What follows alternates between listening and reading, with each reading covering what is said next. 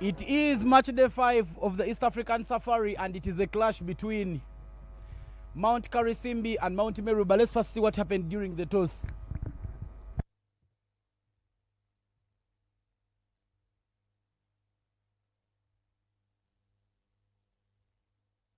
Of the East African Challenge Cup, and with me are the captains of Karisimbi, Ramadan Ochimi, and Mount Meru, Conrad Lubwama, umpire Elizabeth Nachibule to conduct the toss.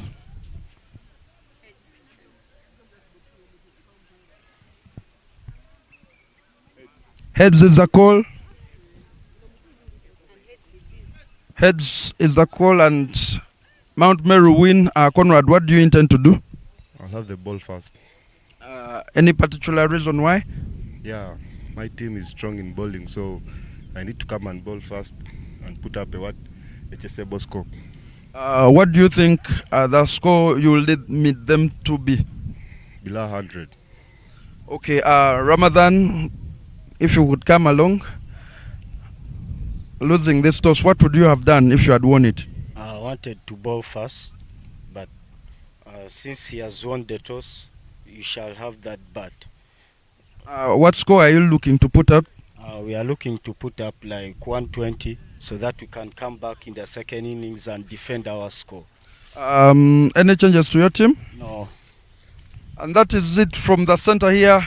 Mount Meru winning the toss and choosing to bowl. Mount Meru has won the toss and opted to bowl first. An exciting clash between these two teams.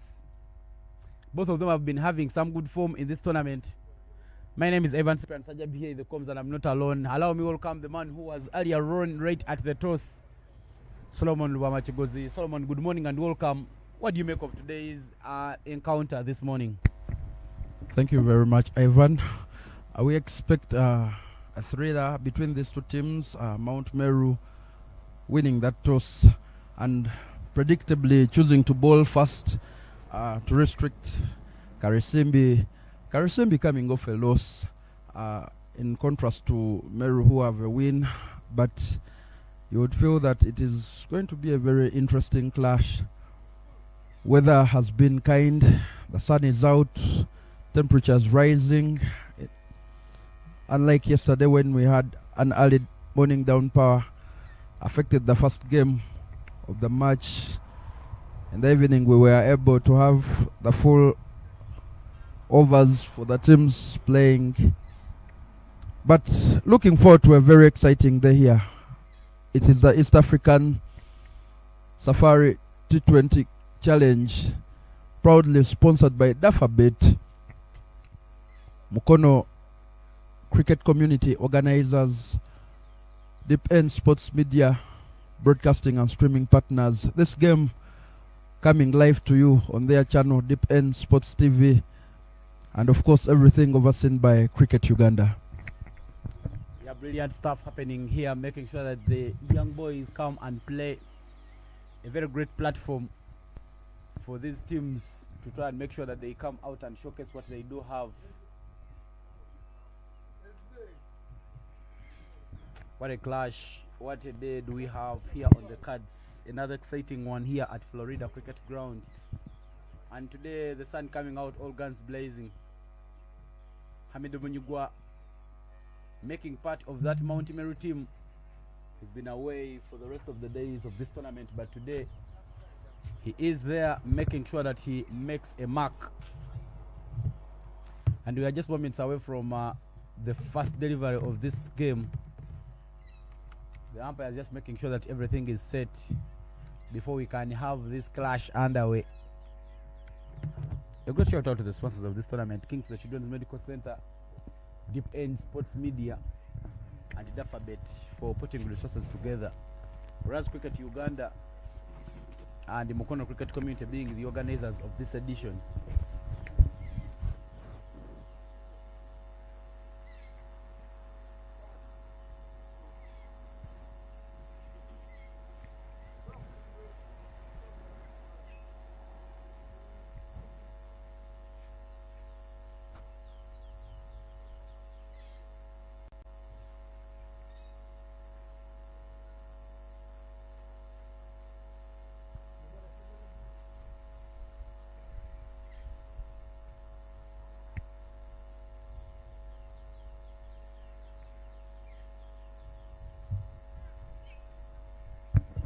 Mutwalibu Mustafa, who was away in the last game that Mount Meru played, will be opening the bowling from the forest end.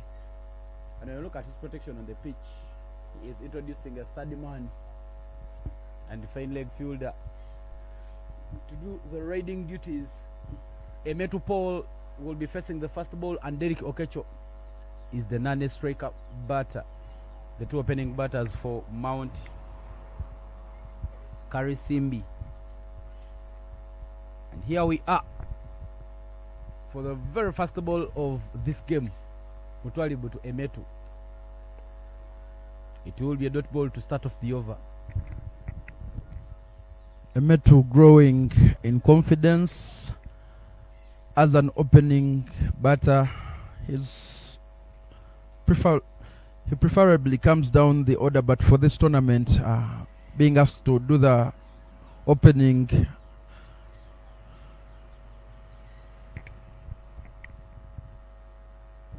and he's looked confident. Look at the way he played that shot. It got from the middle of the bat, so we'll be hoping that he can get a very good start for Mount Karisimbi. That one being bowled into the surface. As the sun continues to come down, you expect the turf to get a little more harder, and you will expect those balls rising, surprising the batters. Some cracks as well. Yesterday we saw some balls skipping low because of the conditions. I think the sun baking that wicket. We might see the ball come off. That is sliced away beautifully there by Paul Emetu. Too full and too wide, and Emetu manages to send that one all the way to the boundary.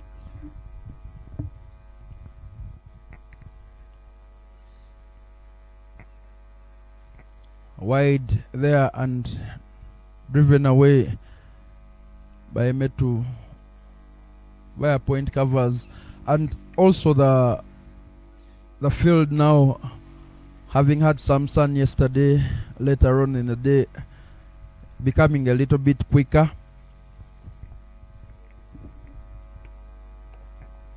Again sliced away, and they will do take the run. That's much better there from Mutwalibu Mustafa. He's brought it a little closer, unlike the first ball that was too full and wide. Good adjustments there.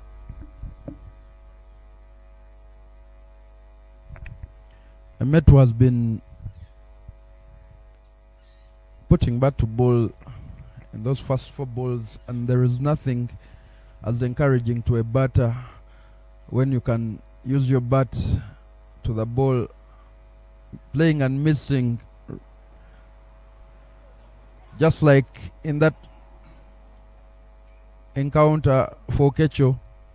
Has you thinking whether you are standing at, you took the right guard, standing well, whether it is your timing. So as soon as you can get that ball in the middle, your confidence starts building up.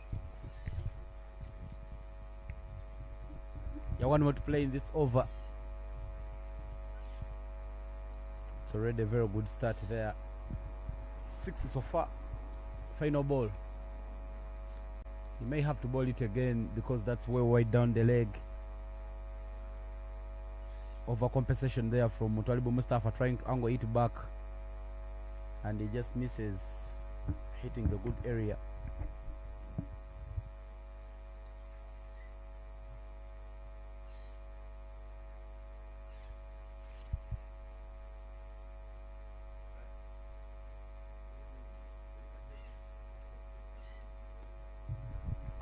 Brilliant. And it's a dot ball to end the over. 7 of the first, and 7 for no loss is the score.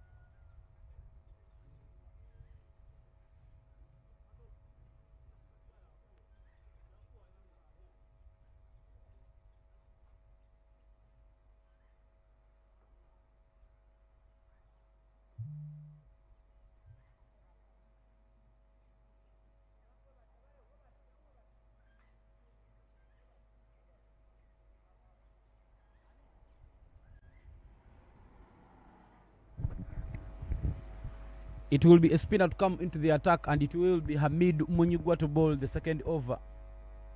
Munyigwa Hamid playing the very first game in this tournament, and he is ready to make the mark. Bringing that one back into the bat, and it is a dot ball for Hamid to start off his over.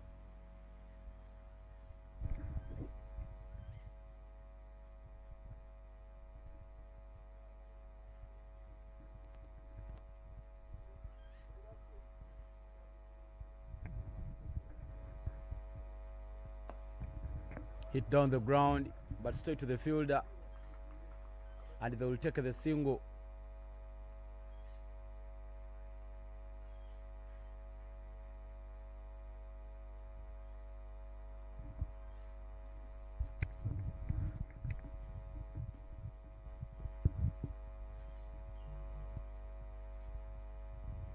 He goes, but that ball angling away from him, Paul Emetu, and he doesn't manage to make any contact.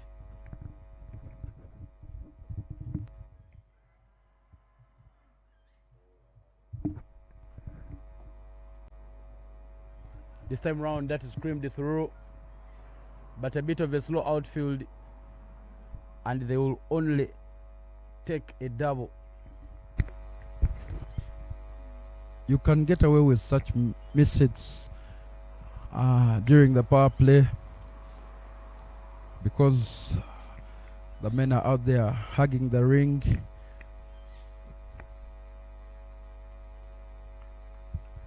Trying to play there on the back foot, but no room whatsoever to cut that ball from Hamid Munigwa. Yeah, you think that's a much better line there from Hamid Munigwa. That ball that turns away from the batter has been gold dust for him. He goes a little full. That could have been hit anywhere, but Paul Emmett will only take the single. That single will bring us to the end of the over. And as we come to the end of over number 2, 12 for no loss is the score.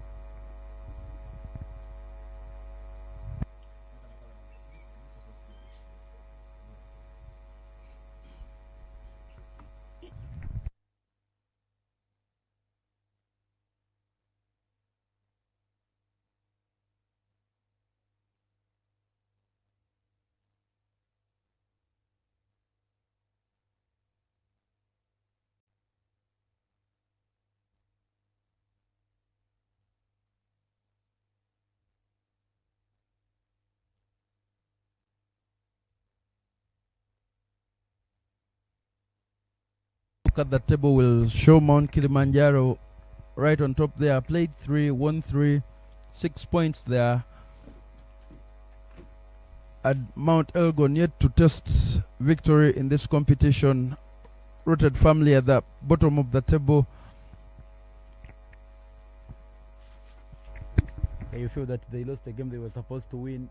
Somehow they had kept Mount Renzori under pressure, but in the end they failed to pick the remaining 2 wickets, and in the end it costed them the game. But there is a bowling change there for Mount Meru.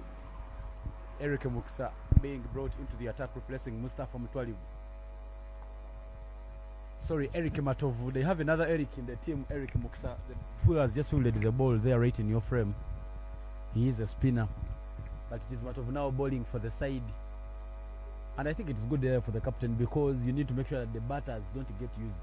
So throw the ball, toss the ball around to make sure that maybe you, in the end, pick up something in terms of a wicket per se. And now the bounce off the surface there, brilliant to see from Matovu Eric.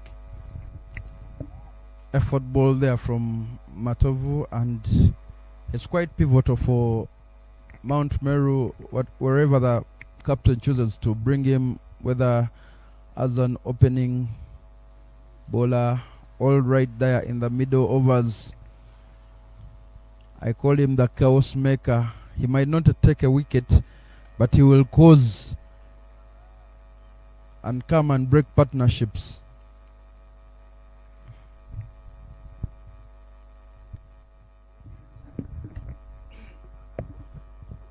When one thing they have done is making sure that they don't concede boundaries. And so far the plan working out for them, Mount Meru. And I tell you, for the victory to go the way of Mount Karisimbi, they will need to bat and hit out of the blocks. Yesterday they fell short against Kilimanjaro in the morning, but now today is a chance for them to bounce back. And in their way is Mount Meru. Mount Meru, one of the balanced teams. When you look at Mount Meru in terms of batting and bowling, it is a little more balanced. It has batters like Daniel Mahomes as the wicket keeper, Hamidu Munjigu another handy batter, Conrad Wama the inform man, Mukisa Eric also the other batter who can come and get for the runs. Then we look at the bowling, they have spinners, Conrad Wama another spinner, Nasif Sia being another spinner in that team, Eric Mukisa. So it is one of the balanced teams, so you need to make sure that you get runs, score about 140, then make sure that you come and bowl well at it. But the single will bring us to the end of the over. Only 2 of Matovu's over. And as we come to the end of the third over, 13 for no loss is the score.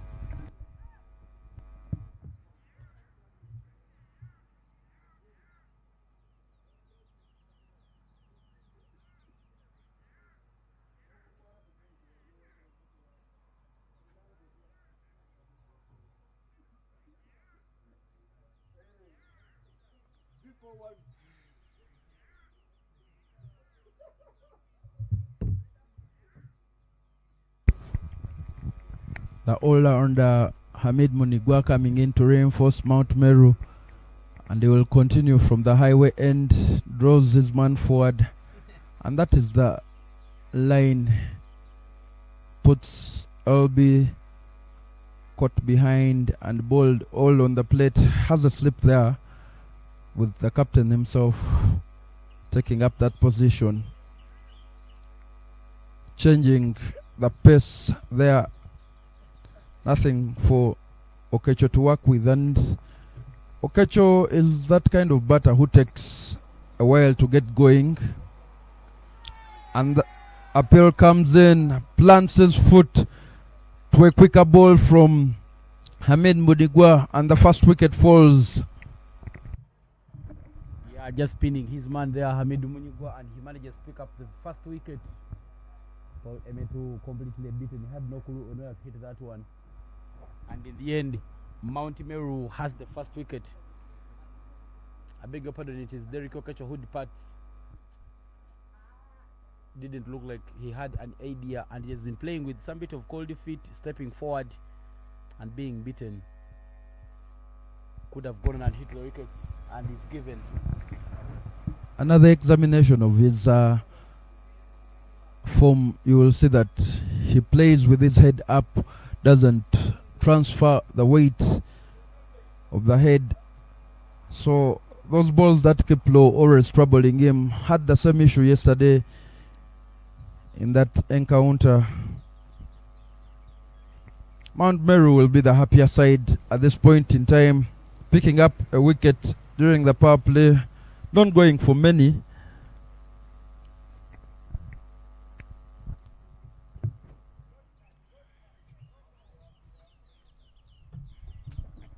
It was long time coming there, and it is the first wicket.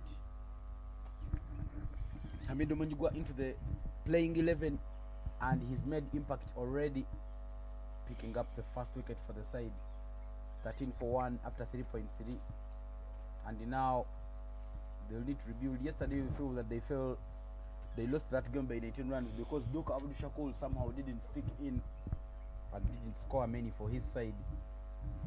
But now they will be hoping that today Ramadan Ochim has just worked on, and Duke Abdul Shakul will later on can make sure that they lift the team.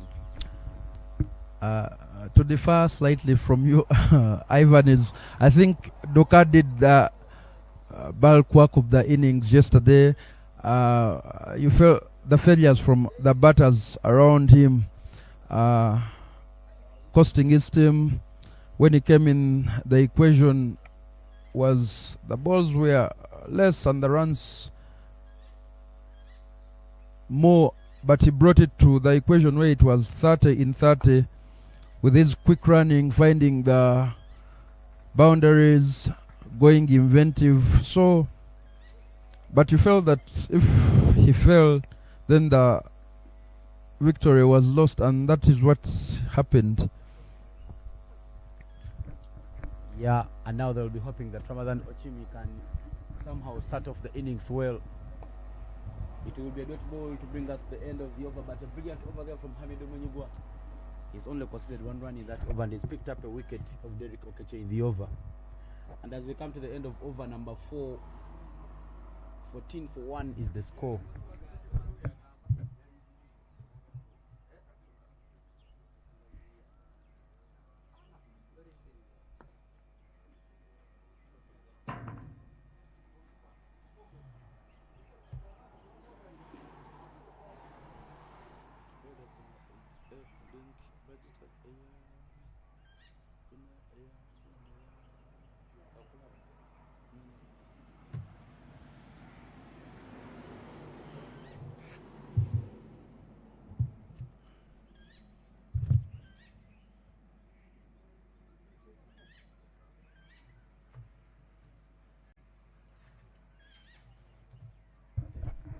Bowling change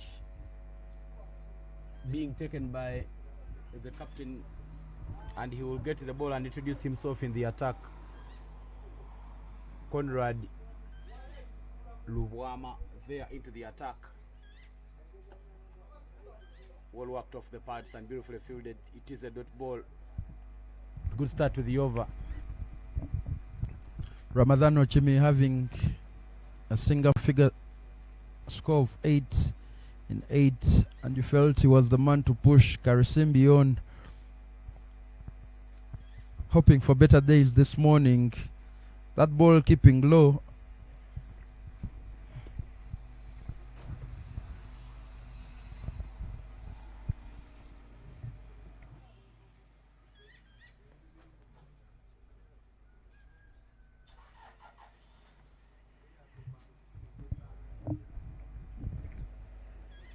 Dot balls there, and somehow Ramadan Ochimi is telling the umpire that the ball was away from him, but the umpire calls that one as a good ball.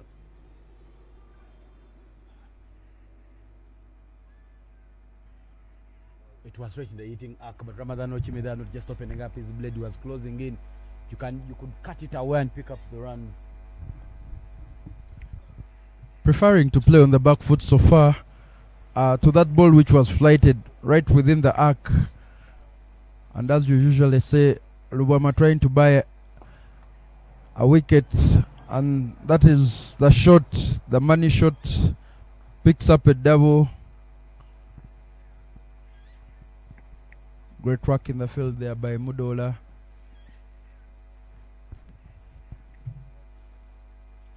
Quite over it's been so far, but it will be the final ball.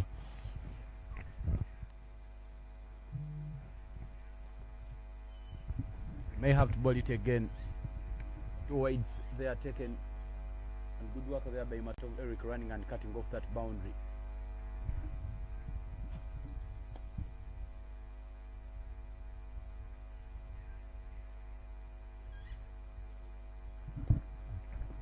Dot ball and end of the over.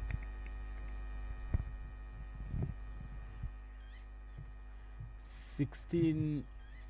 It should be 18 for 1 at the end of that over.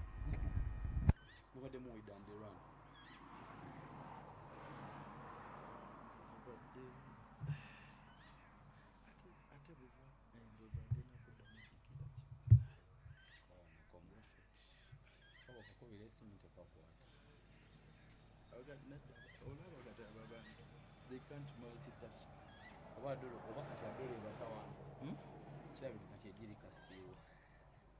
Hey, Karina cramps.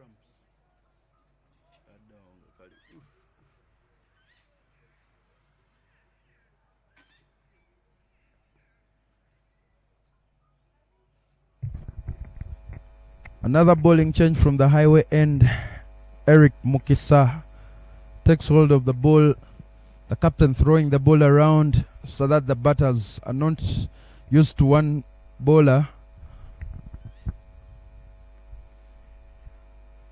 Playing back once again, Ramadan Ochimi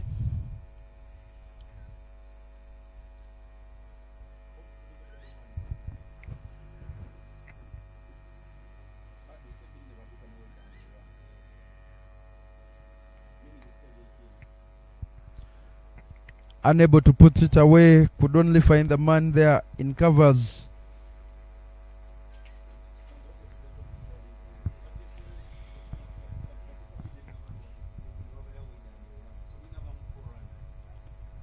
That ball turns sharply and the chase is on.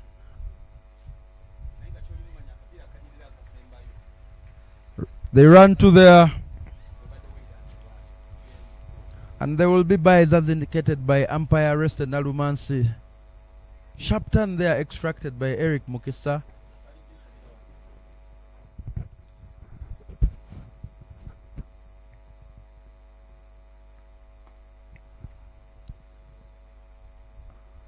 Some bounce from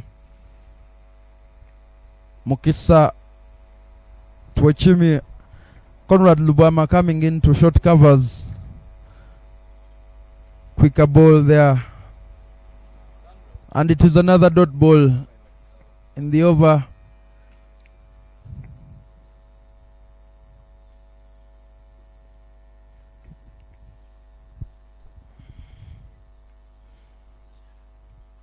More bounce there as well from Eric Mukisa, and that dot ball brings us to the end of the over.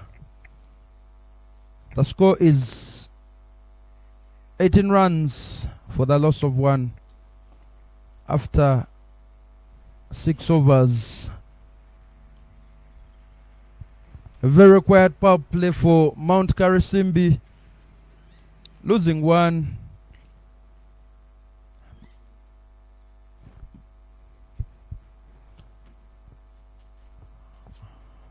Our graphics will be updated shortly, but Lubama continues from the forest end.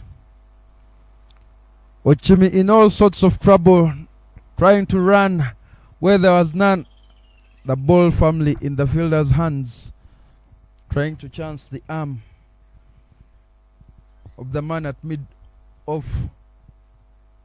Change of bowling ends. That should be a catch, but drops in front of Edgar Mudola. Miss hit there.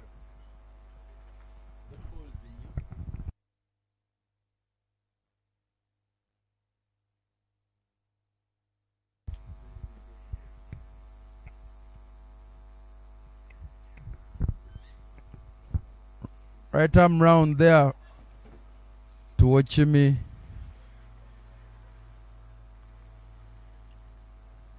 Drop and run.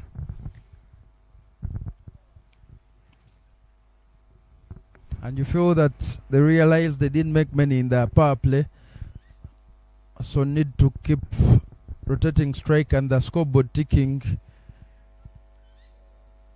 Them the singles at a time when they do need. For Mount Meru, they are not giving away any boundaries, and they are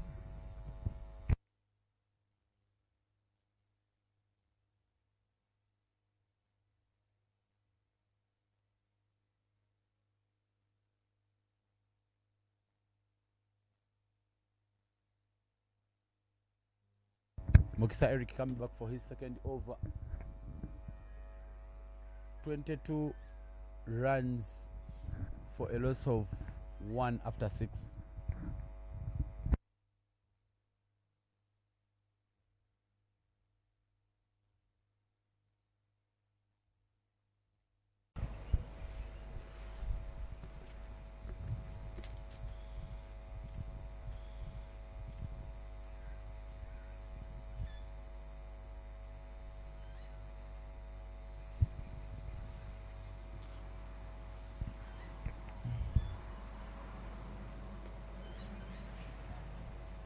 Quicker ball there, and I tell you what, that surface is offering bounce at the moment. Balls it wide, quick run there.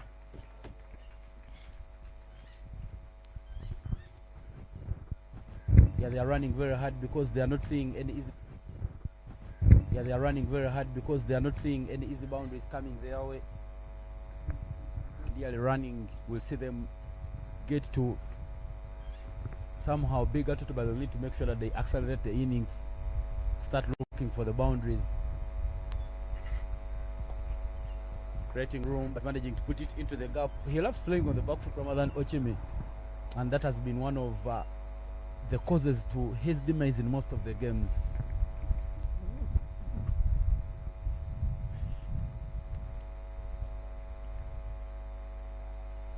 No run there.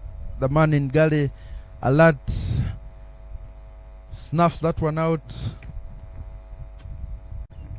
One more ball remaining to complete this over. Started with 3 runs, but now they have made sure that they come back, and it is a dot ball to end the over. As we come to the end of over number 8, 29 for 1 is the score.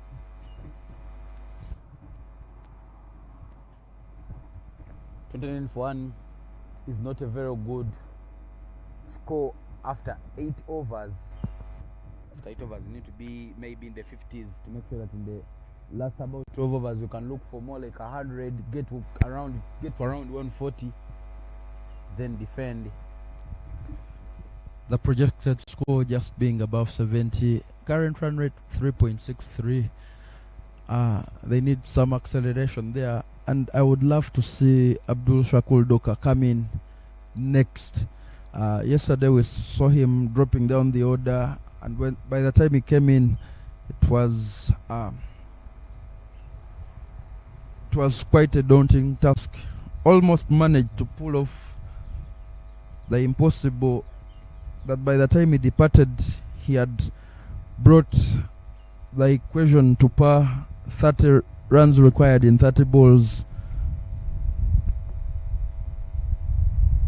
Yeah, now Conrad Duama coming back for his third over. He's only gone for 8 in his first 2, and he will be continuing great arm round the wickets. It was a little full. You realize that Mount Meru are attacking the wickets, so that is where there is some tentative batting out there in the middle. Those are the balls to cash on wide of the wicket. You can free your arms, unable to capitalize. Ochimi.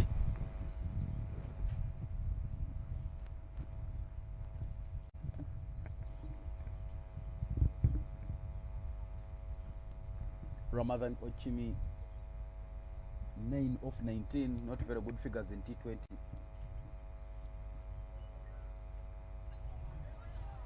I love the edge there. You want to just touch it and go, but it is the pace of delivery there coming in from Conrad Luwama, and it will be a dirty ball.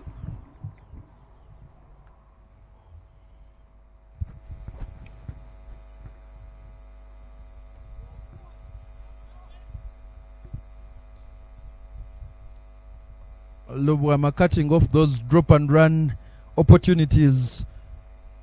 The fielder at point and the galley very, very close in off the bat. And with the Meru pole not having any start, you feel he's strangling the life out of the innings of Mount Karisimbi, winning the toss and choosing to bowl, and you can see the reason why.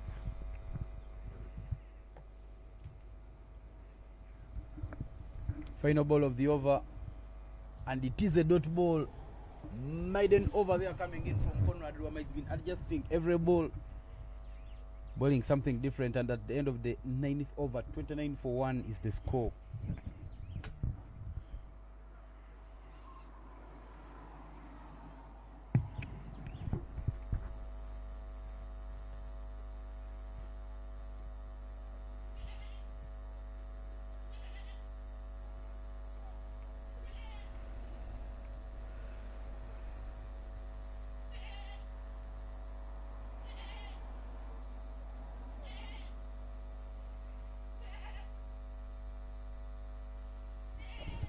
Mr. Eric back in the attack. Paul Emmett showing some bit of urgency but not finding the gap. It is a dot ball.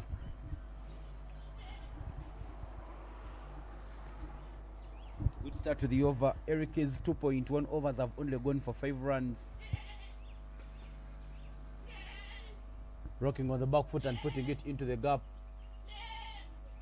The sloppiness there by the fielder will give them a chance to pick up the second, and the overthrow will give them the third. Comedy of errors. Do they take the fourth? No. Turned down by Paul Emetu. And you feel that the fourth was also on the plate there. Ramadan Ochimi out of gas. I beg your pardon, Paul Emetu, because Ochimi wanted that other single. They have not had many and they are running hard. Ball yet to kiss the boundary rope. All sail over it. What a way of presenting the blade there by Paul Emetu. He may not pick the boundary, but at least he's opened up the blade and sliced away. Oh, sorry, it is Ramadan Ochimi slicing that one on and picking up the double.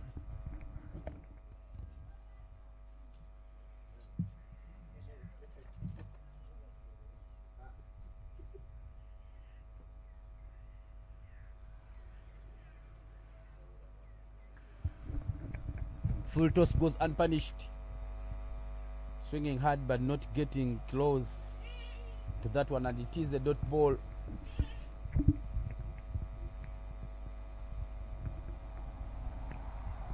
Ochimi takes some time out to gather these thoughts and plays it to the on for a single there.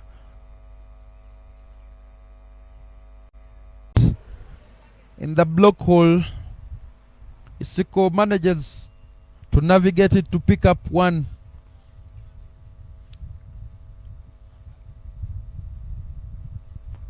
With the wind carrying some moisture, you would feel that the ball will now skid off the turf.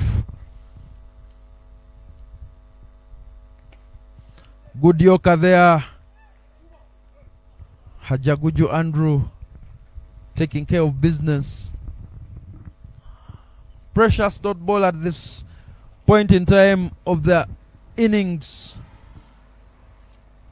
And if you feel that Karisimbi can cross the 120 runs mark, that would be quite a very challenging and competitive score. Muhumuza Daniel behind the stumps, guilty of that one. Balled angling to the leg side from Nasul Damadi. Byes indicated by the umpire.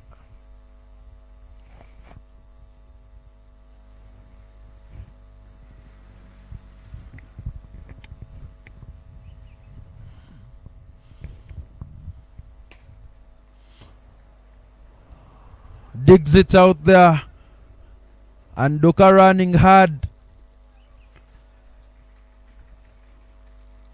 And if you have seen the movie Flash, that is how quick Doka is. Two more runs to add to the total, and what seemed to be like a walk in the park for Mount Meru, who won the toss and asked Karisimbi to bowl, to bat. Now realizing that they have faced a challenge in the form of Abdul Shakul Doka and whoever he is batting with. Digs it out as well. Good lines there from Damadi, but the bowler and the man at mid-wicket unable to prevent Doka and Isiko running. You feel that they are running at leisure at the moment, and frustration coming out. Final ball from Nabadi goes for an effort ball, but we'll have to bowl it again well beyond the tram lines, down the leg side. Mount Karisimbi will be the happier of the two sides at this moment, having come in from the abyss of an innings Missed. A direct hit would have seen Doka perish. And that is the kind of pressure he puts you under, that you don't know what to do.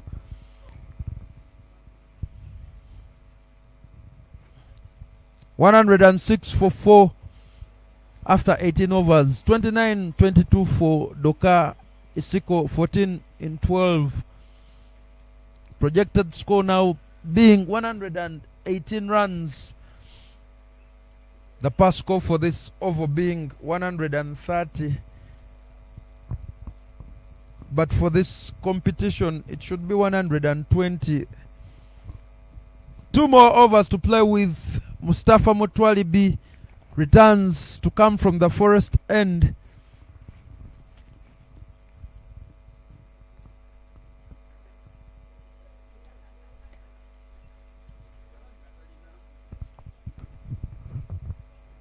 Doka running quick, thrown to the wicketkeeper's end, but you snooze, you lose to Doka, running quickly. And the mid-wicket conference between the two batters, realizing that they are taking a lot of risks.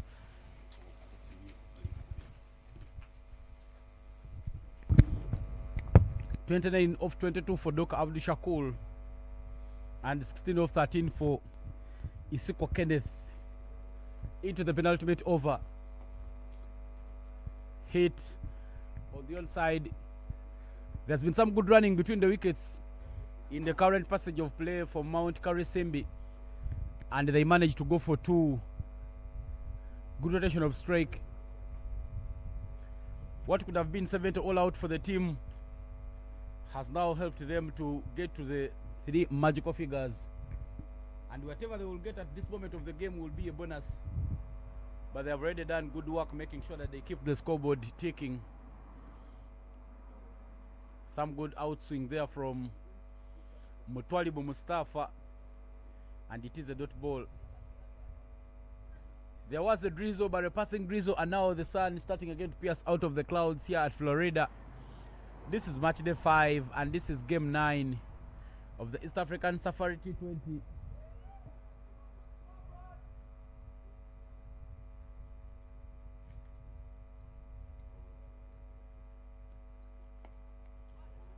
That is hit up, but it picks up the field at point. Nasul Damandi, who takes the catch, and Kenneth Isiko perishes. But he's done good work for the side. 18 of 16, Kenneth Isiko, as he departs. He's made sure that he holds innings together for the team, but somehow he didn't manage to hit that one over. And it was good for him because it is a time where they need to make sure that the scoreboard keeps ticking. He just didn't connect it well, and that's how he perishes. But the projected score 118. If they can get to 125, 130 in these remaining about 8 deliveries, they will have done a lot of good work, and it is still possible with Doka Abdul Shakur still at the crease.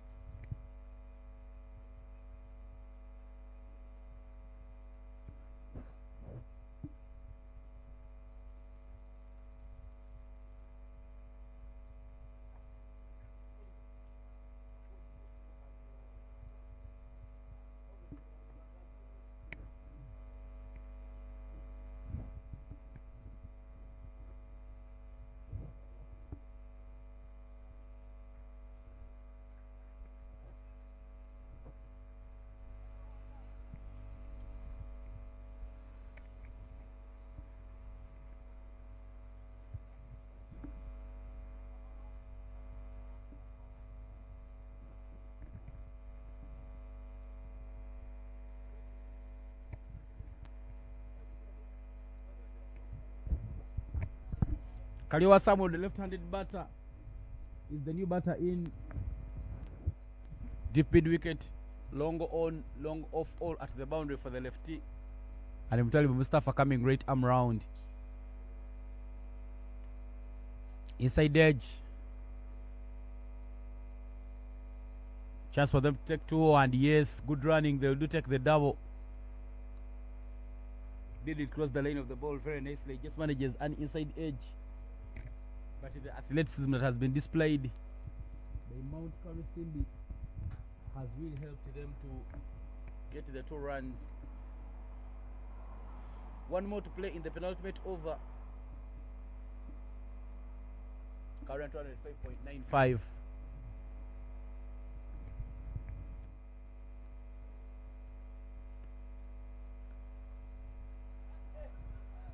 Down the leg, and it is 2 wides added onto the total.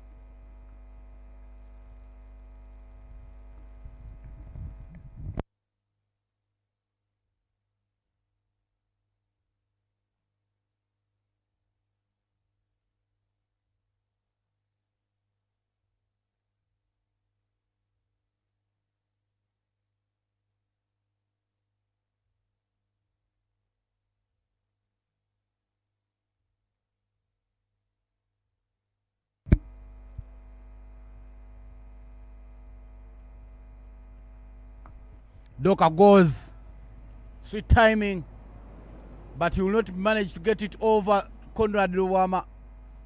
A beautiful take there by the captain, Conrad Ruwama, getting rid of his opposite number.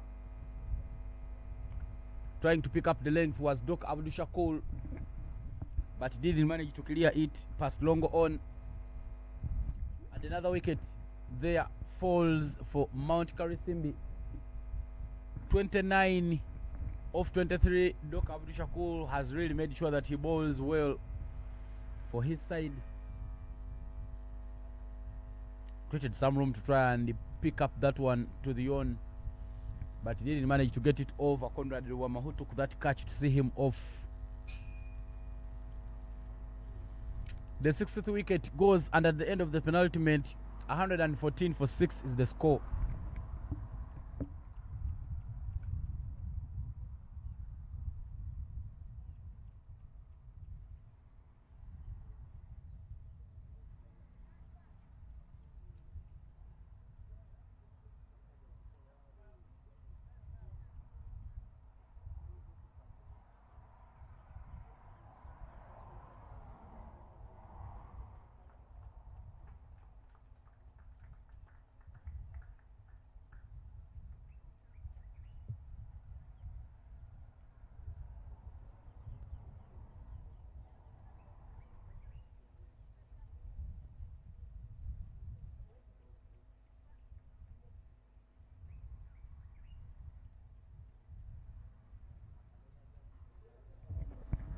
Damandi Nasru will be bowling the final over. Bowled only 1 over in this game and he conceded 5. He will be now bowling the final 6 balls to end this first innings. Trevor Makachanja is the new batter in who has walked in to join Samuel Okaliowa at the crease. Damandi Nasru will be coming right arm round the wickets.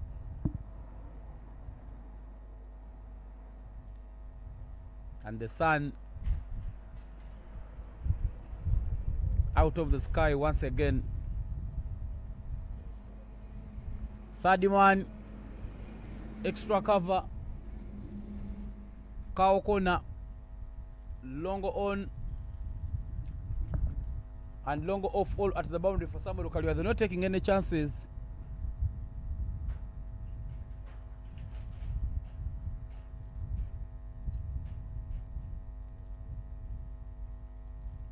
Onto the body and hit down to the sweepers. Beautiful way to pick up the length there. Typical left-hander shot. Just getting it off the hip, and he manages to put it into the gap. Fine shot there from Samuel Okaliowa. The round angle there from Nasul Damandi, angling the ball back, but a bit loose and too full. He wanted to execute a Yorker. Missed his line and he's punished.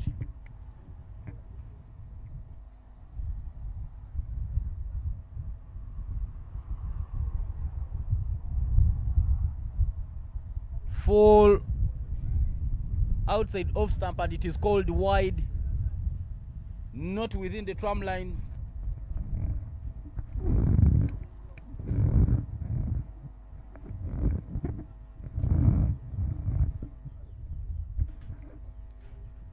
119 is what they do have on board. And all the runs that they will add on here will be the winning runs.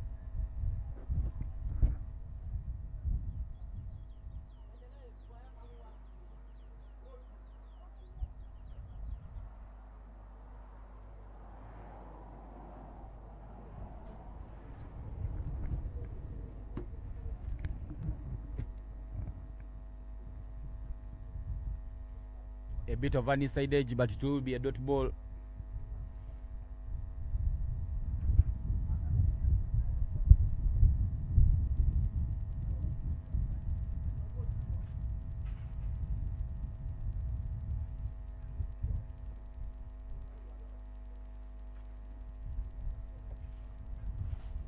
More 3 balls are remaining, and now he's coming right arm over. Keeps the outside edge into play, but it is a dot ball. Good adjustment there done by Nasul Damadi. He saw that the batter was so good on hitting off the pads, and now he's made sure that he keeps bowling outside. And that's why he's making sure that he picks those dotty balls.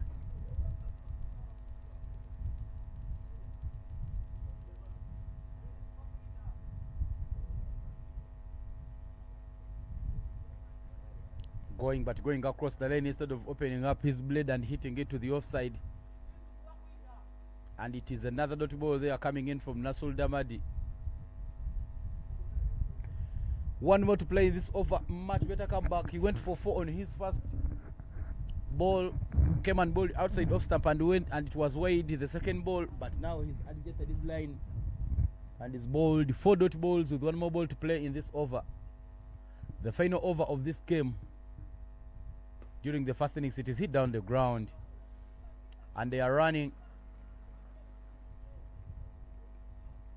There is a run out chance, but it is not completed, and they do take the second run. Good awareness there between these two batters to end at 121.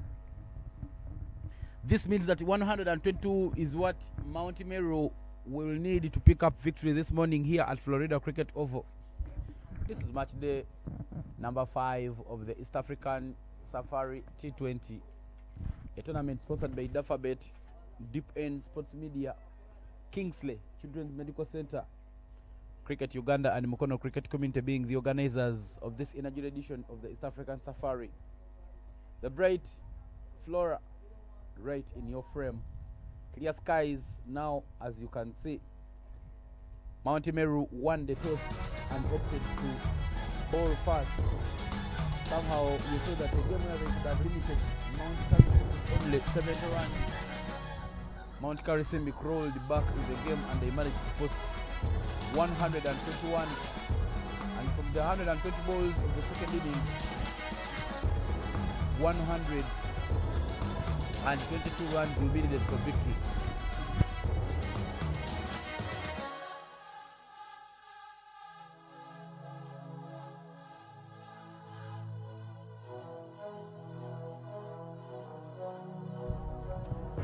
Ladies and gentlemen, we will take a short break and leave you with some bit of the highlights as we get ready to come back for the second innings of the match.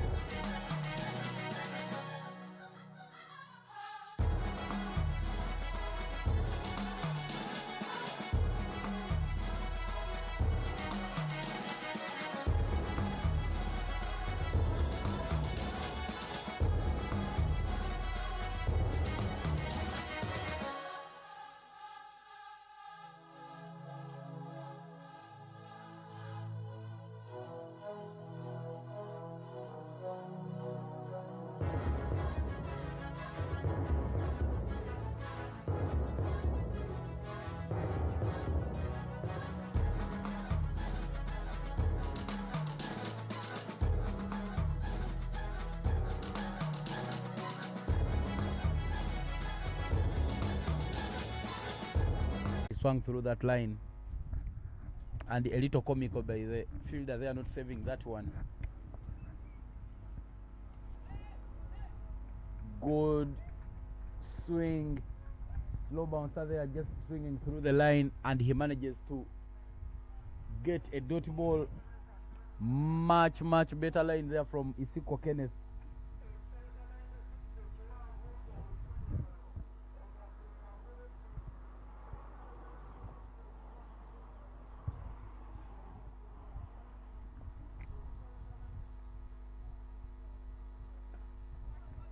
Up in the air, there is a fielder.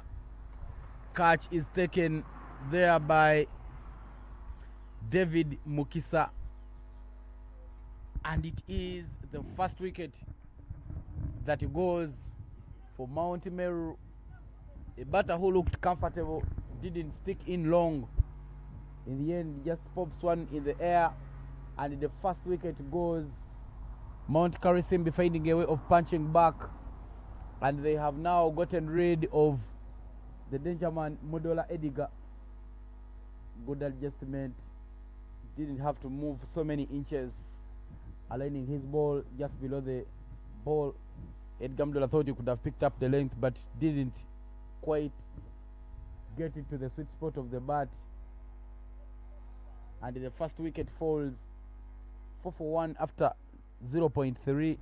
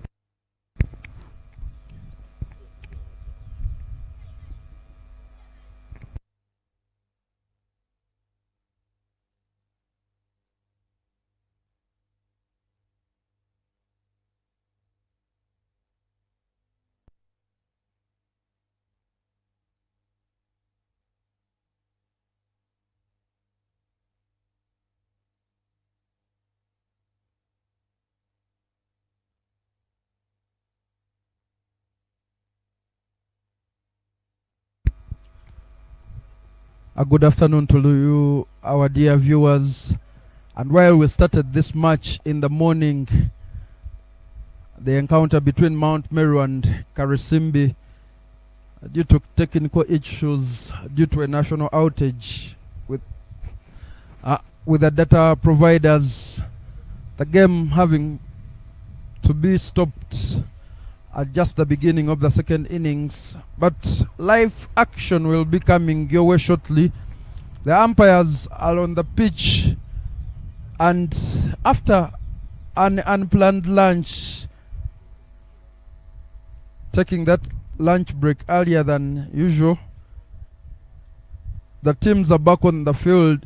It is still day number 5, match number 9 in the East African Safari Challenge Cup 2026, proudly brought to you by Dafabet, premier sponsors, Kingsley Children's Medical Center in Mukono, broadcasting and streaming partners being Deep End Sports. I hope you're still watching live on their YouTube channel, Deep End Sports TV. And we shall be underway. Abdul Shakul Doka, 3 more balls to complete his over, and just 1 wicket having fallen in the previous over. Going area there to cow corner from Conrad Luwama, picks up a single there.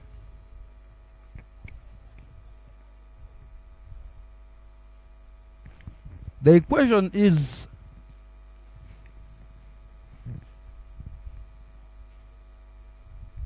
required rate being 6.22, 115 needed in 111 balls. Playing down, playing back to that one, Luwama pinned, but managing to play it off his pads.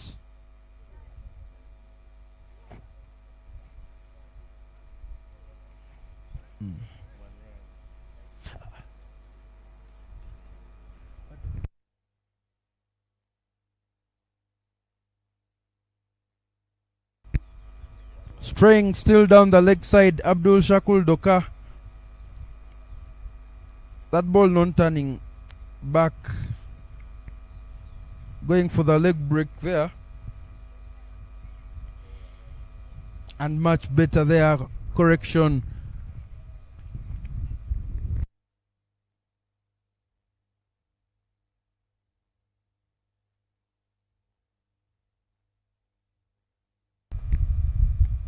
Final ball of this Doka over. Rocking on the back foot, sweeps it there.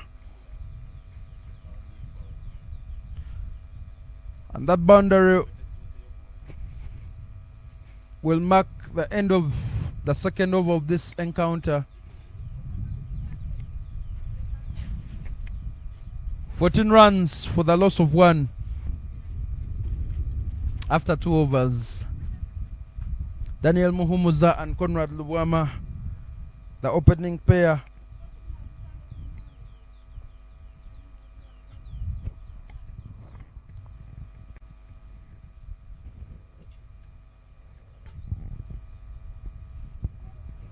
You wonder how that enforced break, I beg your pardon, will affect both teams having to take some time off the ground while the technical side of things was being sorted. Kenneth Isiko will continue from the forest end.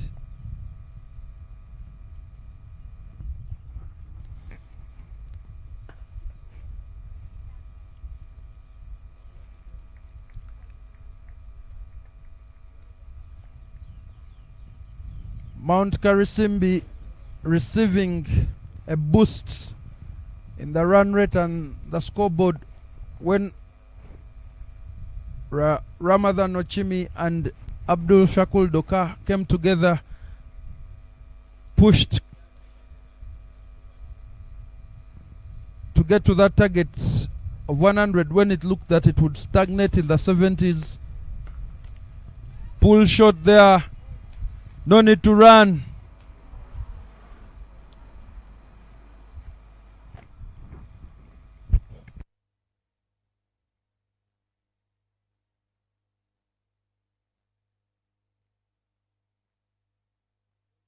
Wide. Ball shot and wide. Muhumza was expecting that. Pulls it powerfully. Another boundary. And Mount Meru are on their merry way. Pressure firmly put back onto the bowler.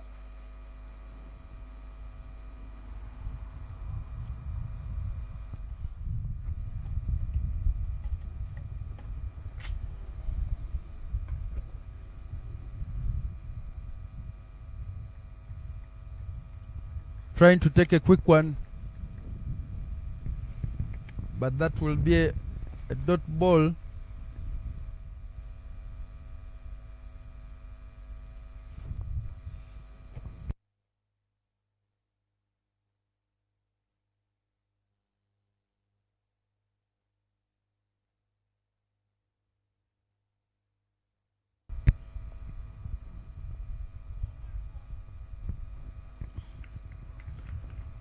Quicker ball there, swing and a miss from Muhumuza.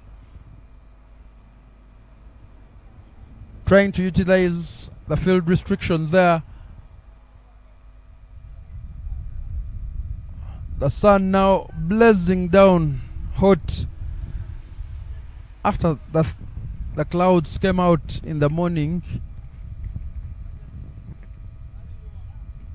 Another one.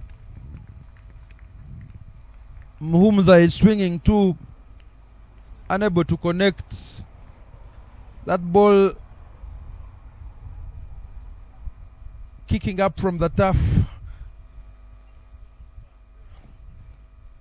The weather helping in hardening the pitch, and all for balls will extract some pace and bounce. Final ball of the over. The cries come out and the faintest of the edges. That wicket coming from the pressure created by Isiko. Those dot balls frying the brain of Muhumuza and trying to go hard.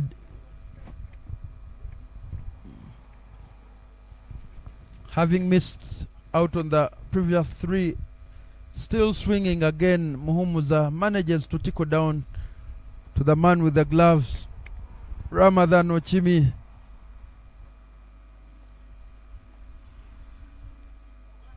Effort ball there, back of the length, swing, the head falling all over the place, resulting in the second wicket falling. 18 for 2 after 3 overs.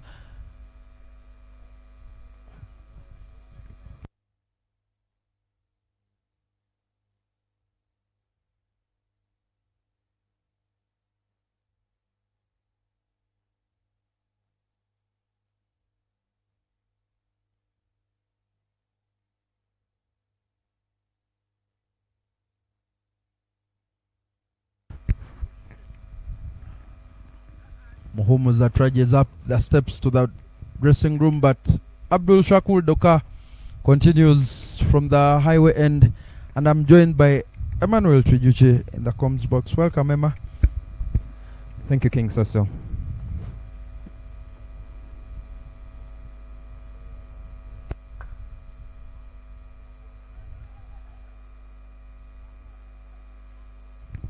Opportunity for a run at the Hamid Munyigwa playing hit and run, where eyes have to be keenly on where that ball is.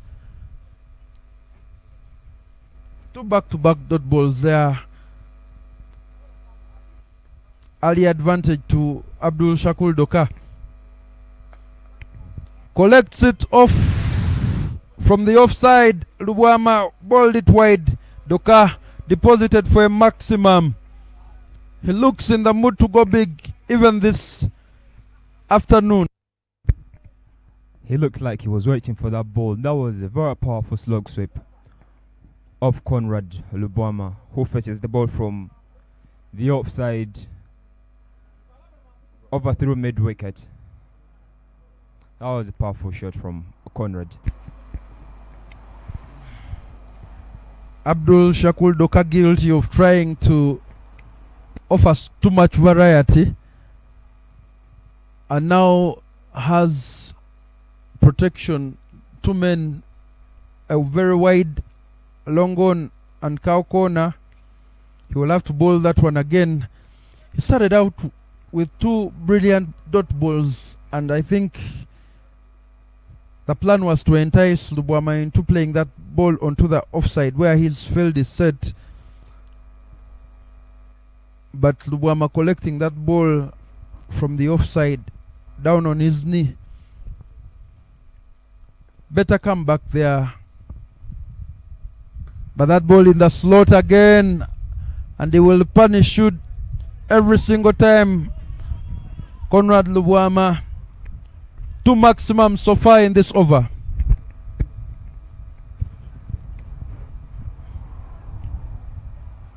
Same ball in the same slot where it pitched the previous one that was punished. That's a very good slog sweep. It seems like he had anticipated the ball would drop there from Shakur, since he's not pushing the ball, he's just giving it some flight. And that is the line that he should adopt. Offer no width at all, attack the stumps. You have better opportunities to get LBWs and stifle the batter for room, bring the stumps into play. But after a very productive over, the score accelerates to 31 for the loss of 2 after 4 overs. Run rate 7.75, 91 runs required in 96 balls. Lubwama making sure that the required runs are below the balls available.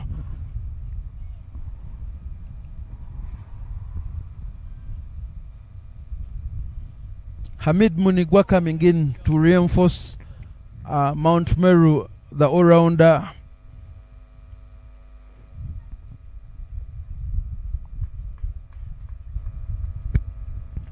Tries to play that through gully, unable to make contact.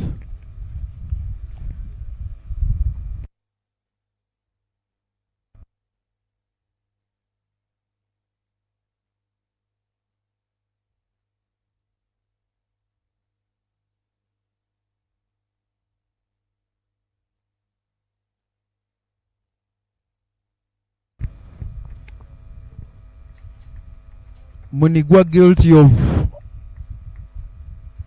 not being stationary in the crease and offering nothing, no foot movement whatsoever. Isiko realizing and bowling it away from him, swinging and missing. If you look at how he's running up in, he has a smooth run up. You'd think he runs in like Cosmas Chauta.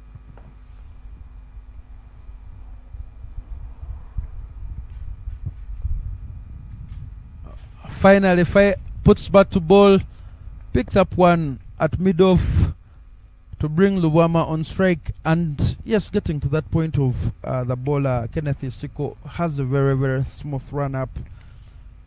Similar, yes, to the Cricket Cranes senior player, Cosmas Chauta, gun bowler for that side.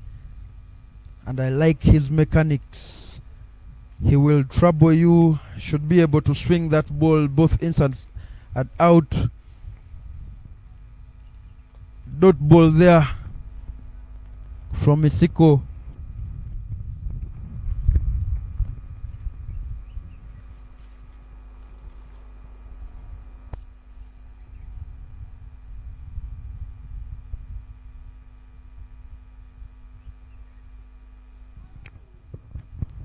Squares him nicely,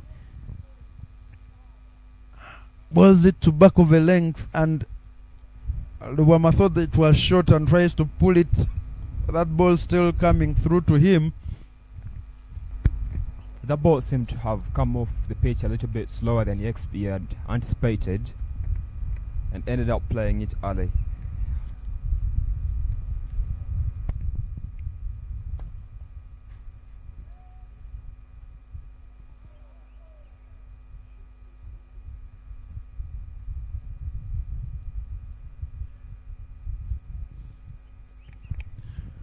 Poor running there from the two batters, thinking that the ball had kissed the boundary rope but was still within the confines of the playing area. Picks up 2 to end the over.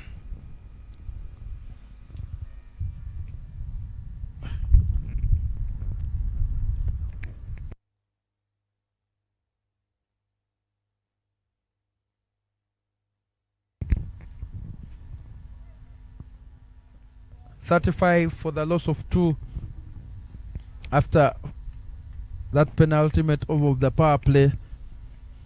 And in contrast, they have yes, they might have lost 2 wickets, but they have more runs compared to Karisimbi while they were batting. Karisimbi lost 1, but we are stuck in the late teens and 20s for quite some time. It took some acceleration from Doka, the man with the ball, and without protection at deep square, Lubwama sweeps that ball for a boundary. I'm sure he realized that Abdul Shakur Doka is going to keep dropping the ball to the offside, looking for spin to turn inside, so he's trying to hit it. He's trying to hit the spin, sweeping it to the boundary where there's no protection. It's good, smart thinking. Better come back there from Doka, cramping him for space, trying to use the edge of his bat to guide that ball through gully. But respite in that dead ball. Skyer there, catching opportunity, and it is 6 runs as the man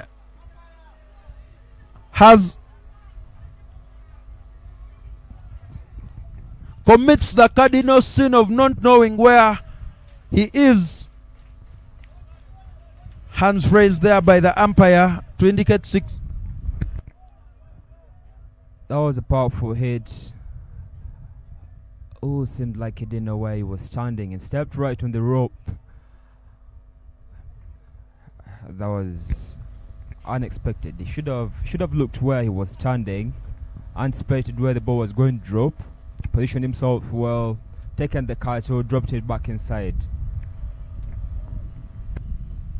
Lubwama trying to play with the breeze, and after playing one to the onside, plays one to the offside. Another boundary, back-to-back boundaries. What a very good cover drive from the man. Very powerfully hit.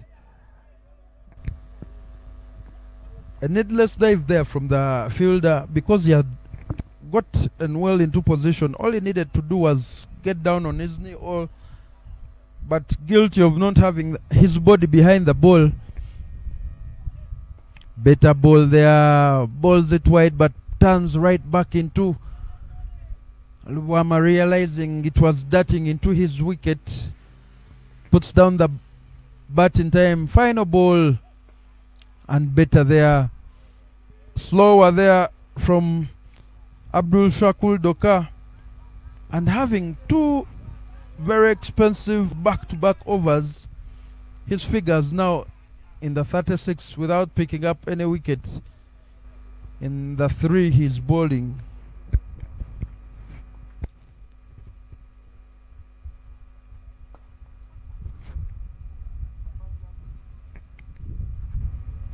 You do realize every ball Shakur has dropped so full, Conrad has been able to hit it so hard, but every time he's brought his length a little bit shorter, Conrad has been unable to play. All he's tried to do is look for singles. I'm quite sure he's having hard time playing the short ball, so all you'd want to do is get your bowlers to bowl short to him and try to see if he can come forward. Every time he commits to his back foot, it might create chances. Umpire Elizabeth Nachibule in your frame there, indicating the end of the power play. Very productive for the men in yellow. Mount Meru 45 for the loss of 2. We apologize for the graphics on your screen. 6 overs have been completed and the score, I beg your pardon, is 50 runs.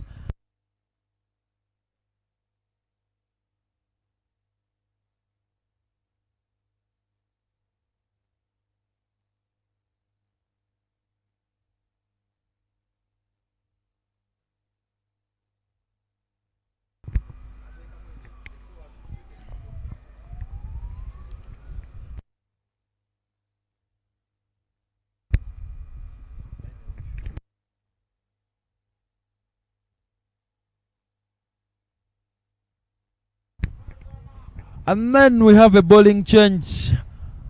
Paul Metu coming in from the forest end to replace Isiko.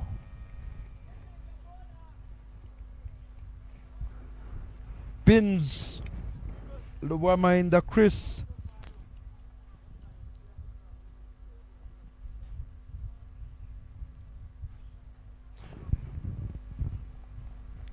Metu much more of a bowler, but he has been masquerading as an opening bat.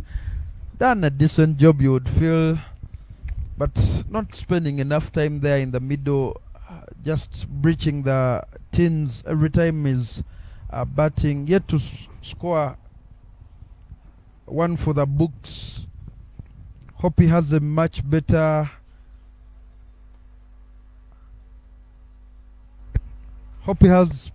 bowling figures in this encounter. Goes straight. Good running from Hamid Munigwa going to the danger zone. A very so-so pick up there from the bowler Isiko. Makes that effort redundant. Pick up 2.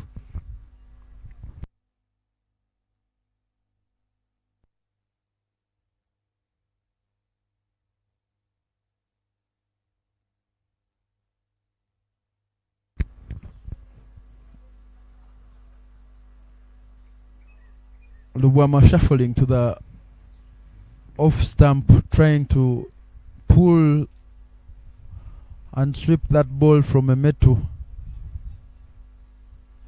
I think he's realized that Paul Metu is an in-swinger, so he wants to try and use his swing.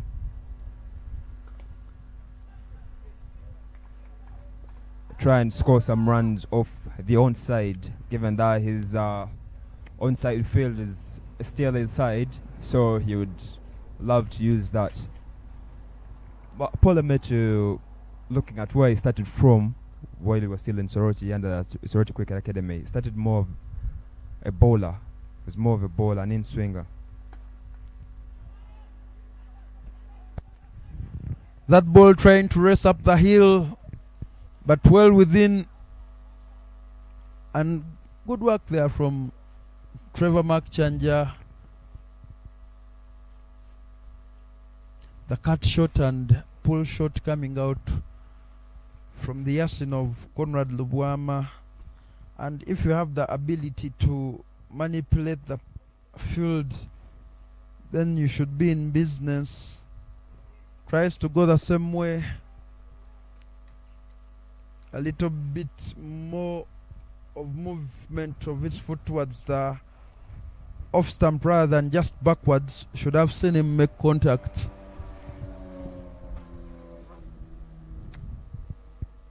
Final ball of the over from Paul Metu.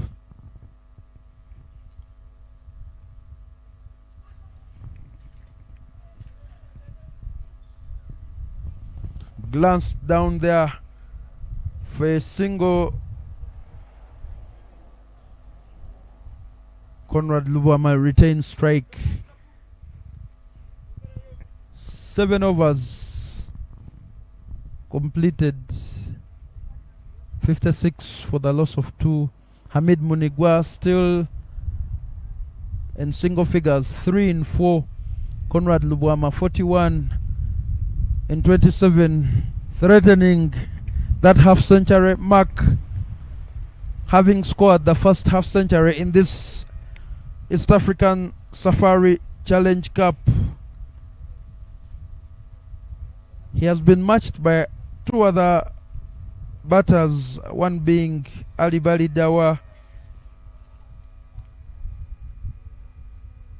Robert Owili, who leads the batting charts, has fallen in the 40s twice, and his previous falling for 19, the man from Mount Kilimanjaro.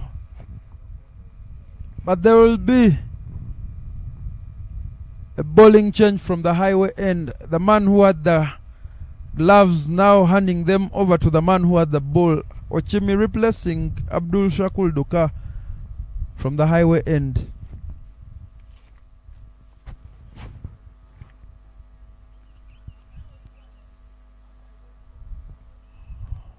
Conrad Lubwama not ready, and dead ball indicated by umpire Reston Alumansi. A lovely, lovely day to play cricket. The clouds threatened in the morning, and the phenomenon that we have here is that because we are near the lake, and sometimes the wind blow coming from the lake and blow those clouds away.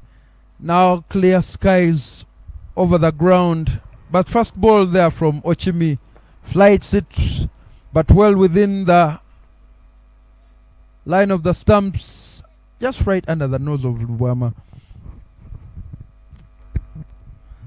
Earlier on, the weather was a little bit of drowsy, which was favoring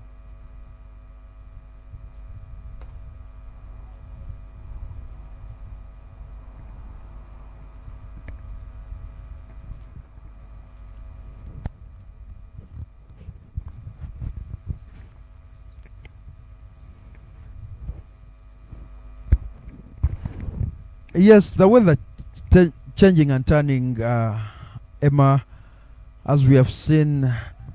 Often we had the clouds and then we had a drizzle, and we thought that the covers might come out. Umpires felt that we should stay in, the drizzle drying up, but now it is the blazing sun. Singles on offer now for Mount Meru. Opportunity to catch there. 2 men converging and unable to call out to each other, get in their way, and a drop, and Lubwama lives to bat on.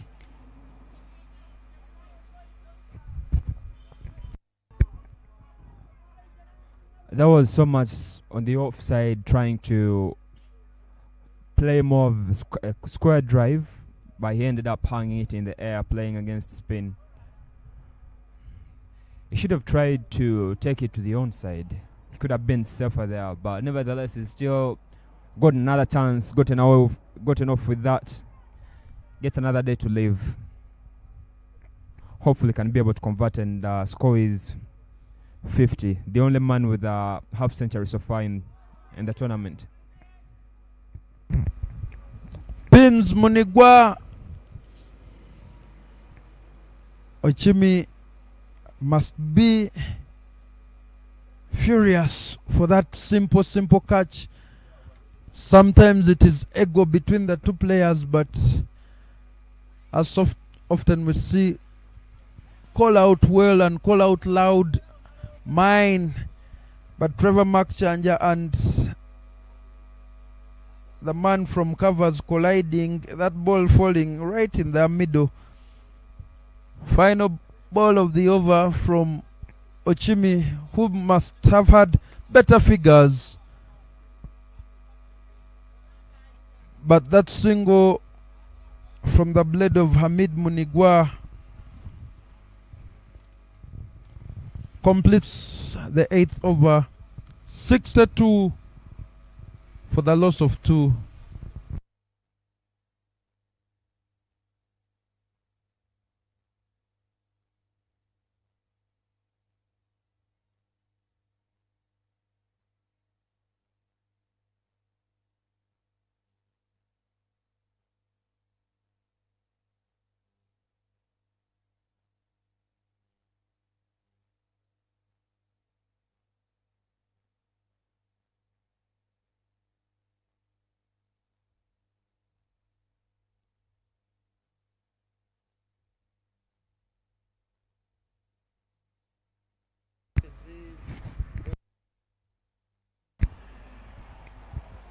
Paul Emmet will continue from the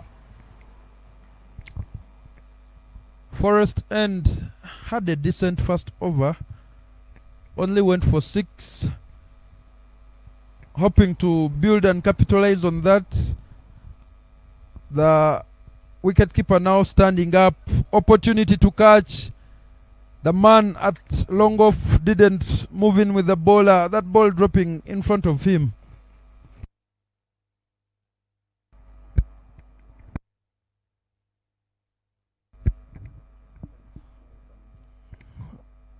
Docker standing on the wickets, trying to keep the batters on pressure, not trying to work out for Meru, who is bowling. The ball's coming back into the stumps. Creates a little bit of pressure to the batters, so keeps them scoring slow. A good dynamic to introduce here by a man whose brain is always working, and like I always say, that he's a much more better keeper than a bowler. He has received the punishment today. Fielder unable to get a clean pick up there, and it's 2 runs. You feel that this is a death by 1,000 cuts, as the saying goes, for Mount Meru, finding the boundaries, running well, opportunity to catch, but the keeper standing up will have no clue where that ball moved. Didn't move an inch. Looking at how he's bowling, I don't think he has the right field. If you're having a keeper at that point, then you'd want to have either slip, because your ball is coming back inside, and you'd also want to have a man at mid wicket and then up to the cow corner.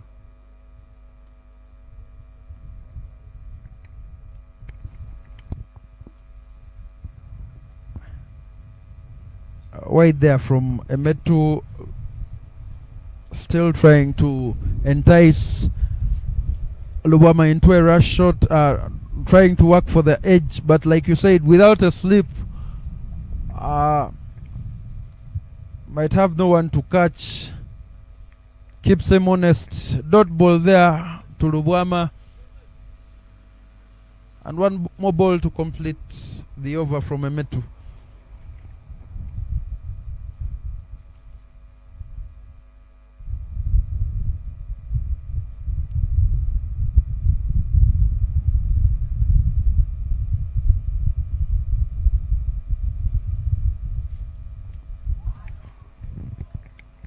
Lubama playing tentatively to that ball that swung in from Meru, well within the stumps. Bells and stumps dislodged with the final ball of the 9th over. Meru picks up his first wicket, has conceded 12 so far. 6-8 for 3.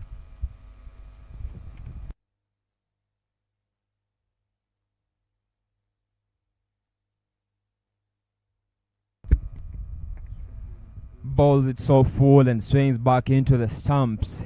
He needed to have come forward and played it straight, but he gave away his chance to score 50. That ball was full, and I think he felt that it was a yorker, so didn't have any foot movement there. Clean bowled. The third wicket falls for Mount Meru. Does the side have plenty of capable batters to see them through? In their first loss to Mount Satima, Mount Meru had a very great start from Conrad Lubwama with that 50, but then when he fell, the wheels came off. Ochimi continues from the highway end and now extracting some bounce. Hamid Munigwa trying to play on the back foot.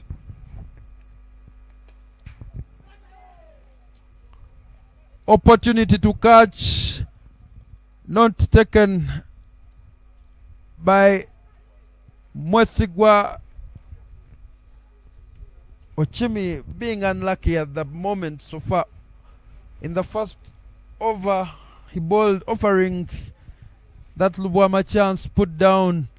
Munigwa now offering another chance not taken, and you feel that Mount Karisimbi might come back to rule all these missed opportunities.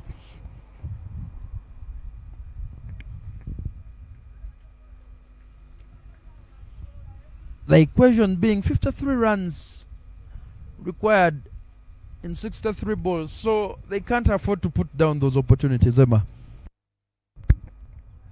They can't afford to do that.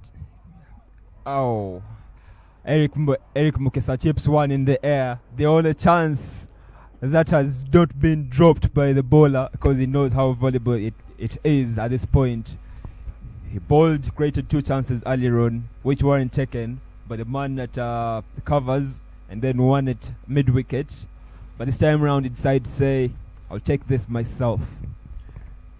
Showing them the way, Ramadan Ochimi, Eric Mukisa departs for a golden duck there, trying to that ball angling back in, trying to play it on the up, only manages to find the waiting hands of Ochimi, and as a wicket keeper you don't expect him to drop those ones. They say wicket keepers are the ones with the safest hands, so when you hit direct to the person who is the wicket keeper, you can't expect to come back. And I think he was trying to play that ball onto the onside rather than through covers, trying to maneuver the field. Doesn't cleanly connect with that one. I always saying the wheels coming off, Emma. Now that Lubwama has departed, Mukisa departs in quick succession. Is there still some runs in the tank for Mount Meru? Oh, their danger batters have already left the crease, so it should be all in the hands of Mount Karisimbi to lose at this point. Given the fact that it's Ben Conrad and Eric Mukisa who's been scoring runs for them. So at this point, they would be looking at how do we slow down the game for us to be able to get back in. Because at one point, they lost it from over number 4 to 6. They lost it from there, where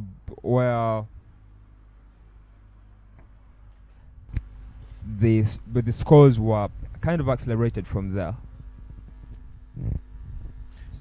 Indeed, and Conrad Lubwama departing for 46, far away from the half century, but it will be the first ball to Nassif Sia.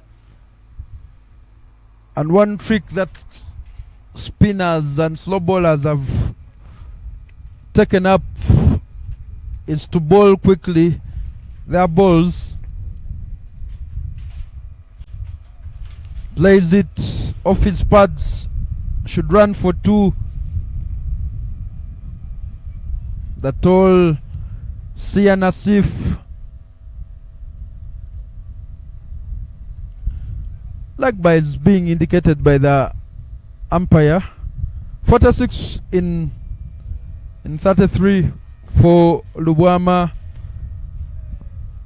Nassif finding the middle of the bat, which will do his confidence a lot of good.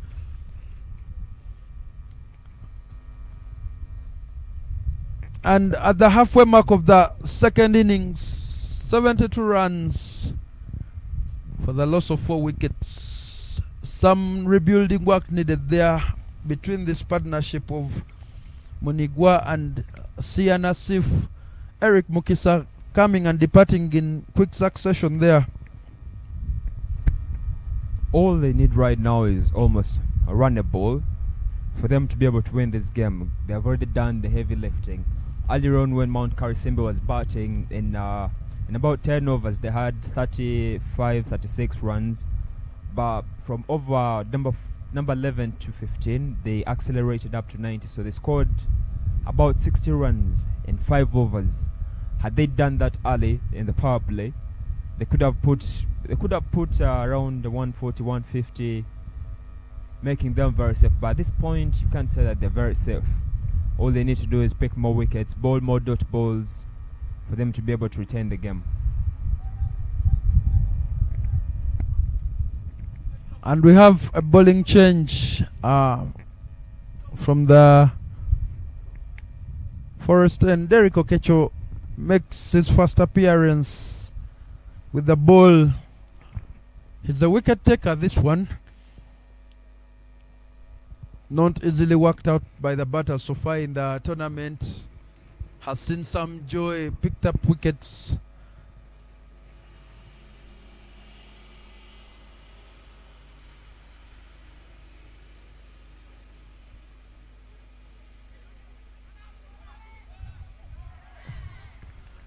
Out of nothing, Okecho makes the breakthrough.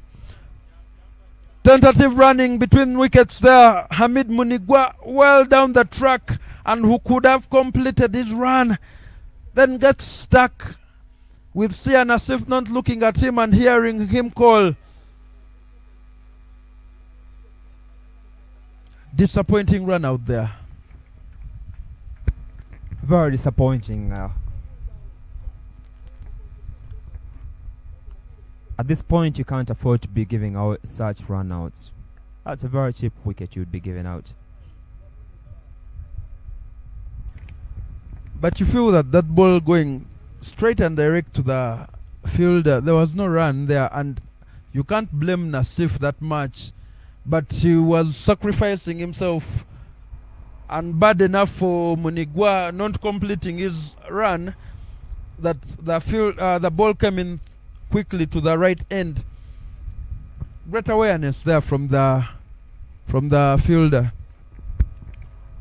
I think, in my opinion, Nassif should have been the one sacrificing his wicket, given that he had just come in and Hamid had stayed in long and he had already seen the ball. So it would have been better for him to stay in, keep watching the ball, rotate the strike, other than having Nassif still on strike, who is still a new man in, who wasn't settled. So that wasn't nice. Yes, he did sacrifice, because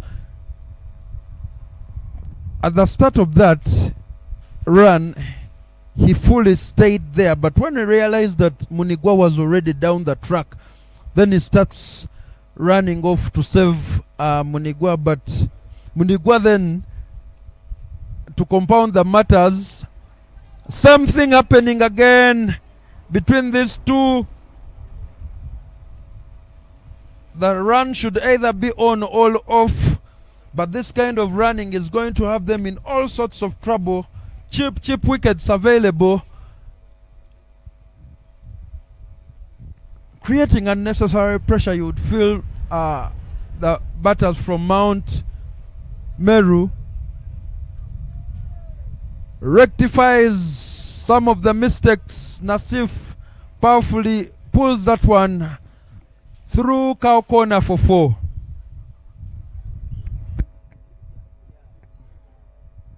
That was powerfully fetched from the offside to the onside through the cup to the mid wicket.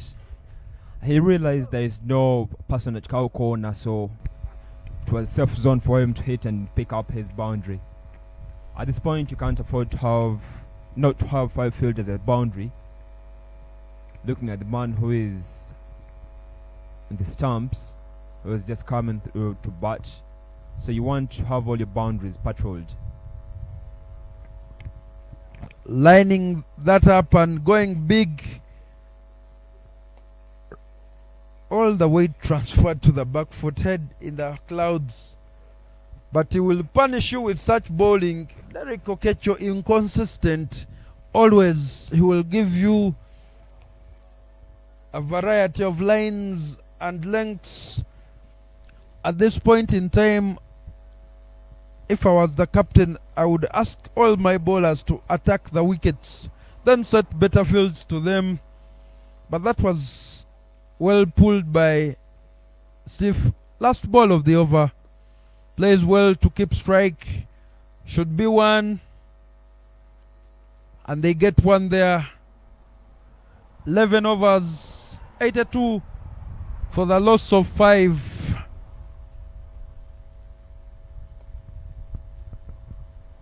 Rebuilding work out there in the middle for Sia Nassif and for his Mount Meru side. If they are to achieve victory, 5 wickets required is the equation for Mount Karisimbi. The men in blue, sun blazing down. Ramadan Ochimi continues from the highway end. He has had and created chances.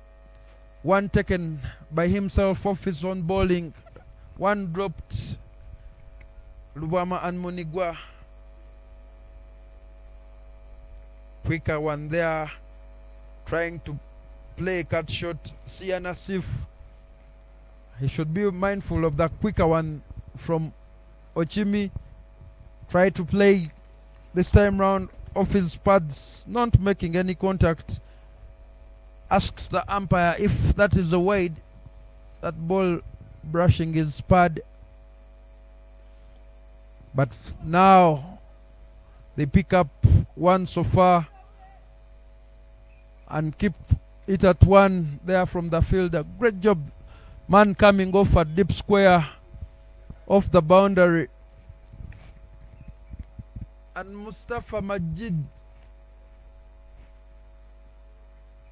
will face the second ball of his innings. He's been there doing the running.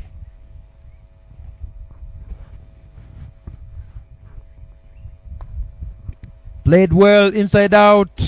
Ball winning the race to the boundary. And closer they inch towards victory.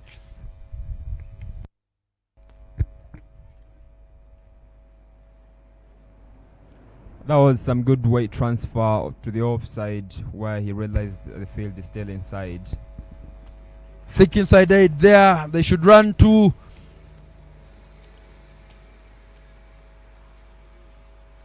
And the life being sucked out of Mount Karisimbi. The body language now, shoulders dropping. But the fight is not over until the last ball is bowled or the last run is accumulated. Plays one cross bat from off onto mid-on there. And what Ochimi does is bowls quickly. He's over. Figures of 1 for 16 in his 3 so far. But after 12 it is 90 for 5. Required rate is just 4 runs per over. Current standing at 7.50. 32 runs required in 48 balls. Looks gettable, but can Mount Karisimbi throw a spanner in the works? As we saw in the first match of this East African Challenge Cup, Mount Meru losing by 1 run to Mount Satima. Satima looked to be out of the contest, but got some quick wickets for the men in yellow.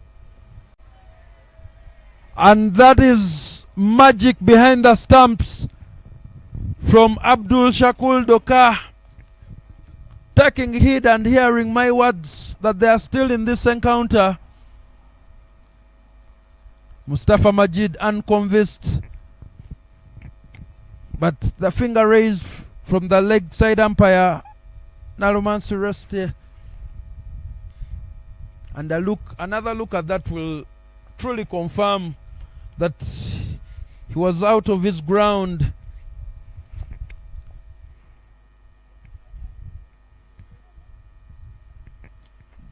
Draws the man forward.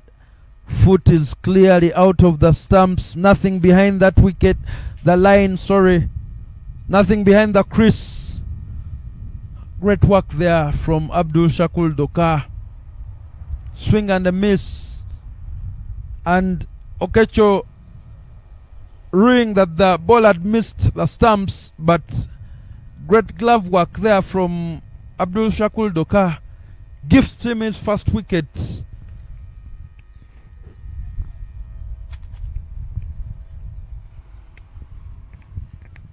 "90 for 6 at the start of the 13th over.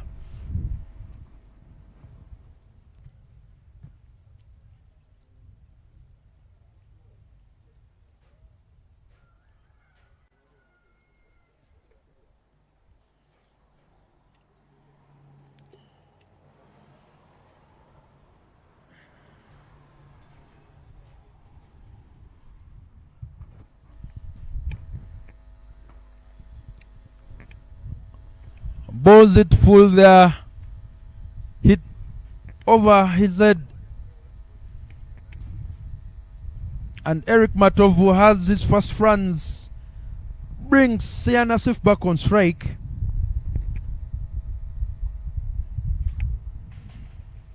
Pulls that one to leg side. And they keep rotating strike. 8 runs away from the 3 figures. Doka glove work letting him down, and buys indicated by the umpire there.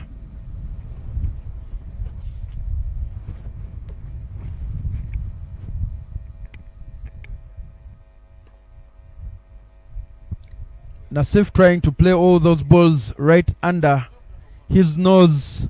Plants his foot forward and swings through the line of the ball. He has seen some success so far, and you feel that he needs to stay at the crease to see his side through. Otherwise, another wicket. Trying to play on the back foot there, but another wicket will make this ending of this match very interesting. Better over there from Okecho, conceding 4 there. After 13, it is 95 for the loss of 6. Mount Meru won the toss at the beginning of the match, asked Mount Karisimbi to post a score. Mount Meru did a very good job during the power play, picking up 1 wicket, restricting them to the 20s. Stifled the batting innings, not letting them go till Abdul Shakul Doka came in with some acceleration, finding the boundary and running quick, managing to breach the 100 runs mark for Mount Karisimbi. 27 runs required in 42 balls, and the bowling change from the highway end as we see more spin introduced. Samuel Kalyowa starts off with 1 in the stumps, and a slow ball. Matov trying to play on the back foot, creating room. He should first play forward. Better there, realizing that the line of the ball is outside of the stumps. Swings his bat and brings the more experienced Sia Nasif on strike.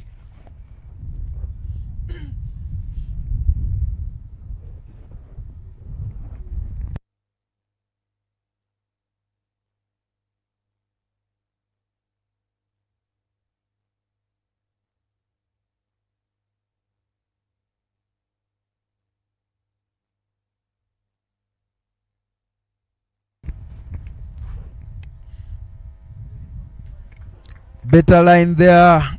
from Kaliowa.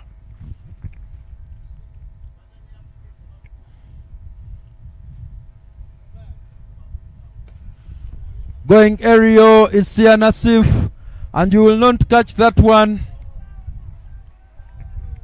And that's boundary 6, means that Mount Meru have crossed the 100 runs mark. 102. Still 2 balls to play in this over. Nassif in the mood to finish this game quickly after that enforced break due to technical difficulties in the protection shot. What a beautiful shot there. Plays inside out. Back-to-back sixes. And you feel that now Sia Nassif is administering the last rites. Bowled wide from Kaliowa. Played inside out well. Middling that one. Playing his role well. 14 runs required now in 37 balls. The air slowly coming out of the balloon of the resistance of Mount Karisimbi. That is an opportunity to catch the man at mid-off. Not in the picture. And Nassif picks up another single. Retains strike. And a shot of his dressing room. All on their feet, waiting for that moment when they cross the line. 109 for the loss of 6 after 14. Required rate now is just 2.17. 13 runs in 36 balls. Easily gettable, you feel. And the strange thing is that the field settings has not had many boundary riders. Just 3 people have been on the boundary. But with Derek Okecho now with ball in hand, deep square is in there. Man coming off the cow corner region. Keeps that to 1. But Okecho has long on as well, and long off with extra cover out there.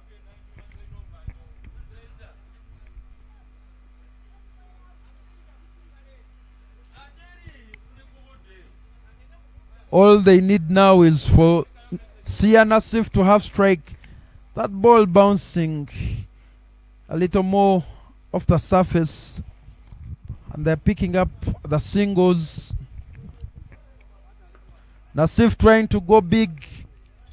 Leaves that ball in the middle, and that should be 2 runs. Poor running there from the fielders. That ball not being collected by the bowler compounds matters. They pick up 3 where there should have been 2. And you feel that the men in blue losing hope by the ball. But you should die standing, as they say. Push this ball into the last overs. Better line there from Derek Okecho.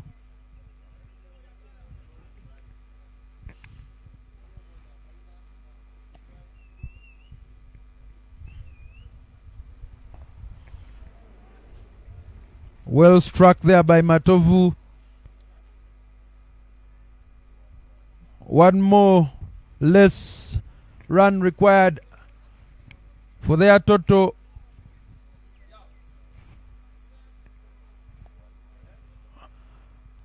And with Okecho being generous, another run to choke off of the required ones. 6 required in 31 balls. And it would take a monumental collapse for the men in yellow not to win. That boundary 6 will see the completion of this match.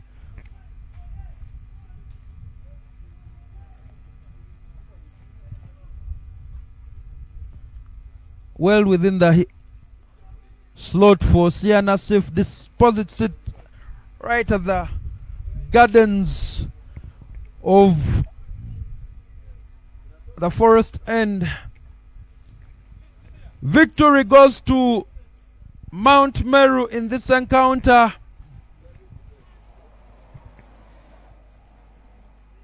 And a look at the card will show you Conrad Lubwama leading the way.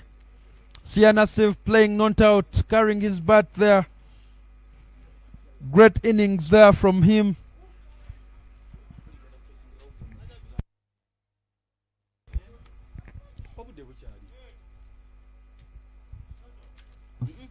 .37 in 20 for Nassif, not out. 46 in 33.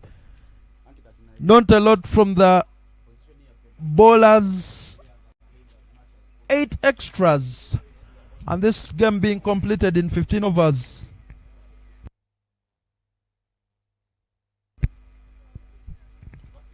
Abdul Shakul Doka wicketless, but Kenneth Isiko picking up 2 for 13.